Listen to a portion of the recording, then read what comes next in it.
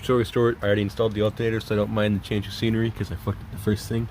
But yeah, today we're gonna be just replacing an alternator on a single overhead cam 3000 GT. As you can see, it's down there, and I recommend you remove all this crap first.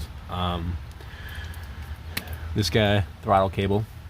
I don't know what the fucking name of this thing is exactly, but yeah, that. Just unbolt this from the chassis, move out of the way. This vacuum line down here, you're going to move that out of the way too. This line cable, you're also going to move up here.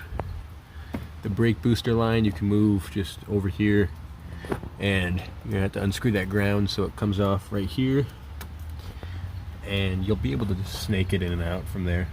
And you also want that O2 sensor gone, so I'm going to socket for that. Where's it at? Right there, that guy right there. And this is how, just to make it a little easier on you guys, how, it's going to look from behind when you're wrenching on it. This guy, the front top one, is pretty self-explanatory. You can get that one really easy. Although I do recommend keeping that, just break it free and then keep it in there while you work with this one, because this one's a pain. Because when you got, depending how deep your socket is, once you get it on there, it's not fully on there, and your wrench is going to look like this. And you're not going to have much room to play with. You're just going to be sitting back and forth just doing that for like 15-20 minutes, and just because of that, I do recommend a high tooth ratchet. This is some like really cheap shit from Taiwan. It's supposedly the same manufacturer as Icon. It's got 90 teeth in it, and I'll just link the whole set in the description. But you're basically just gonna keep doing this for a minute, and I'm going to show you what to make sure you don't miss. Oh yeah, and once you get to a point, this entire bolt is going to start spinning. So what I would do is get a pry bar and hold that in. It's here, I'll show you what I did. I got this fat ass wrench, and it would be down here, and I literally just held it in it. I can't really, it's basically like that. I just held it in there as I was wrenching, so it wouldn't back out and just spin freely, so I'd be able to keep wrenching. Okay, now when you get this guy, loose and off, do be careful, because there's a washer right here. You don't want to lose that in some fucking weird crevice of the engine bay. But the bolt will just slide out. You shouldn't have any problems with the bolt coming out. But when it comes to the alternator, lifting out of its spot, you're gonna have to like knock it down a little bit to just get it off the bracket, the support bracket. And if you're trying to pull it up and it's not pulling up, there is a electrical connector that wraps around the alternator and plugs in under it. This is what it looks like. It's one of these kind of guys. So be careful when you're ripping this thing out. Don't yank on it, and just feel if that plug's there, unplug it and pull it off to the side.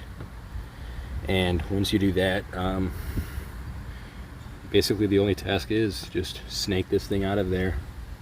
And when you're doing that, you're going to be coming out and re-entering in this area.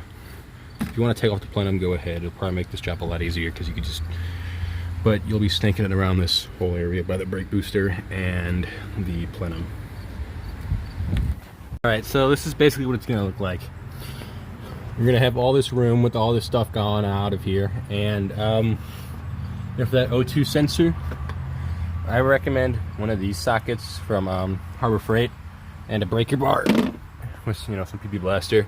I just use a breaker bar, and where I cannot find, here, and then a U-joint extender with a 1/2 inch to 3/8 just to get it on there. But have all this shit off, and it with enough snaking you should be able to get that out. So I'm gonna try and get this thing out and see what I can do from there. Alright, I got the alternator out after a little bit of tussling. I'm gonna clean down there now, but something to keep in mind when you're taking it out, the alternator bracket, see it right there, I want to circle it just so you're extra sure. You got to loosen that, bend that up, and the throttle cable for the throttle body, you gotta move up here too. And you'll be able to get it out with some wiggling, but I'm gonna clean down there. I'm also gonna throw up some pictures of the old alternator, see how bad that was, covered in oil. But yeah, I'm going to clean down there and install the new one. Right, after you're getting the alternator in, just what you wanna do, that top bracket right there for the top bolt, with that loosened, you're gonna guide that into the alternator, and you're gonna put the top bolt in first. And then you're gonna let it sag the alternator so you can slide on the pin where it's open down there. It's the only place you're gonna really get it in. And you don't want to put it in all the way, obviously, or you're not gonna get it on that bracket. You want to put it, you know, just enough in that you can still slide it on the bracket, but it's still in the alternator a bit. And then once you line up the holes, you'll be able to slide the pin the rest of the way. It'll be a little annoying, but you know, that's how it's got to be done. And then you can just start tightening shit back together. Obviously starting with this bracket up here with your 12mm wrench. And now just a reminder, everything here is 12mm. So yeah. I got it all tightened down and I wasn't able to just tighten the nut normally. I had to get a wrench. I wasn't able to tighten it the same way I loosened it. So if I can get an angle, which I'm not going to be able to, but I just put this on here in an 11/16. It worked more than fine.